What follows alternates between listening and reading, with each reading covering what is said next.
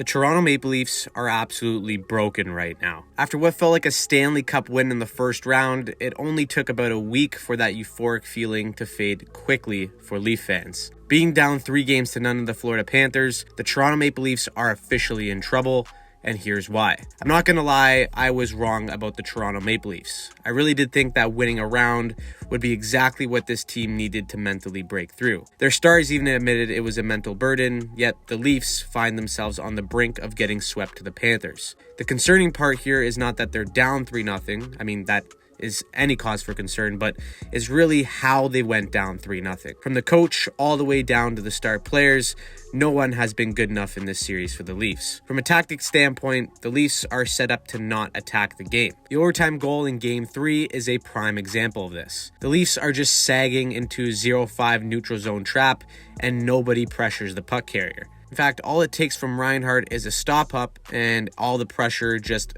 backs off of him completely and he's able to penetrate the blue line. Look at the flybys here from each Leaf player. Kampf does a flyby. Lafferty and Brody both have a chance to get a body on Reinhart to at least slow him down, but they don't do it at all. So once Reinhart rims this puck around, he goes hard around the net.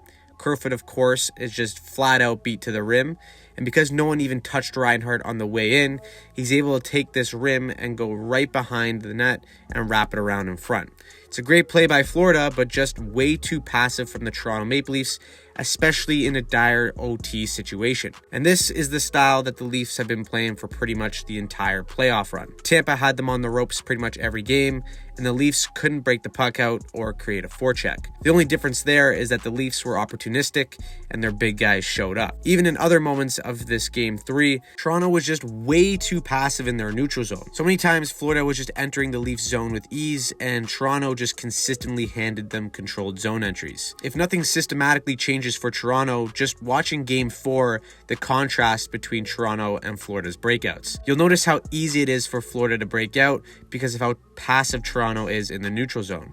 Then once you look at the aggressiveness of Florida's forecheck, it really starts to explain why Toronto feels like they rarely have the puck in the offensive zone. This aggressiveness on the forecheck leads to Toronto having way less controlled zone entries. This is no bueno for Toronto because this is where their skilled players thrive. For example, Nylander, who is one of the Leafs' best players when it comes to zone entries, did exactly that in this game, and it actually led directly to a goal. Right now, the aggressiveness of Florida is forcing the Leafs to just exit the zone as quickly as possible by getting rid of the puck with an icing or a simple chip and change. Just like Tampa did in round 1, Florida is exposing the passive philosophy of the Leafs by being ultra aggressive. Then of course you have the elephant in the room, and that's the big boys falling right back into the narrative of going missing in the biggest games. That's where this whole thing kind of becomes a chicken or the egg scenario. What came first?